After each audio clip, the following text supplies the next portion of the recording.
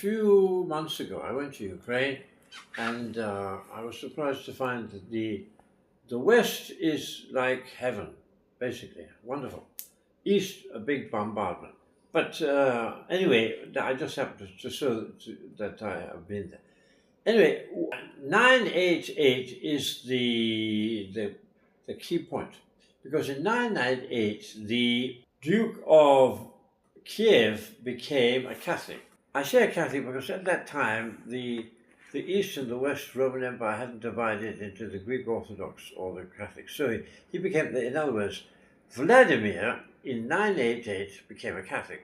And he gradually shifted towards the East, but he became a Catholic. So in other words, Ukraine started off as a Catholic, and after that, the Duke of Moscow, of Kiev, he threw the Perun, who was the head god, into the Dnieper River and all the other gods, and he set up the Christian gods, and from then on, Ukraine became Catholic. But of course, it was a gradual process, and it was a fairly superficial. But anyway, it was started off. Actually, it was his son, Yaroslav, who was the Charlemagne of the outfit, who was the Constantine of the outfit. He was called Charlemagne. He was called Yaroslav the Wise, Yaroslav the Reader, and he really brought Ukraine into the modern world.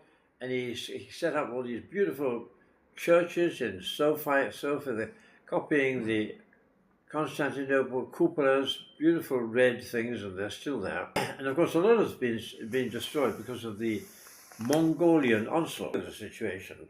In 988, and before 998, Russia didn't really exist, Ukraine didn't exist. There was just a place called Kiev. And the reason for the centrality, the budgeting, and the way Kiev is because of commerce. Because the Vikings, they came in their long boats. This is the Vikings. They came down the Dnieper, and they set up shop there, and Vladimir, who was the first guy there who set the thing going, he was coming and going between the Baltics and setting up his setup in Ukraine.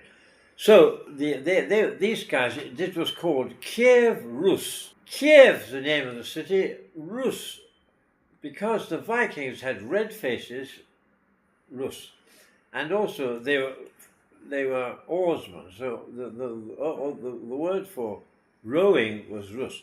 So they called Kiev Rus, and the Ukrainians are rather miffed that all these ideas about Russia, and these ideas have been taken over by the Russians. So now Ukraine is called Ukraine, Russia is called Russia, but actually Ukraine should be called Russia, and the language is all taken over. And they have, of course, that's the whole. We're not going to talk about Putin at the moment, but that's one of the reasons why Putin wants to say that Ukraine didn't exist; it was all Russia. Whereas it's the exact opposite. Actually, the whole thing is Ukraine. The culture for Russia came from Ukraine. Everything came from Ukraine, basically. And of course, the Mongols came and mucked up the situation. And after that, Kiev, we kind of went into the darkness, and Moscow came up. And the two kind of angles was what happened was, when the Mongols came, they destroyed about 2/3 of, and all the monuments. And before that, Yaroslav, as we said, who was the son of, he was called the grandfather of Europe, because his 5 daughters married to the English aristocracy, the Norway aristocracy, and they were big stuff.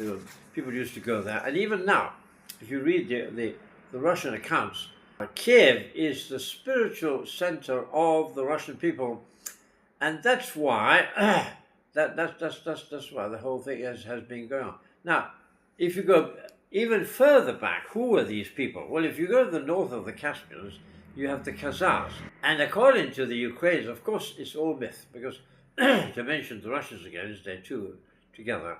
Who are the Russians, for example? Well, in the end, they say you can't say who the Russians are, because there are about 120 different countries being all the way to the east, and you just have to believe this Russia.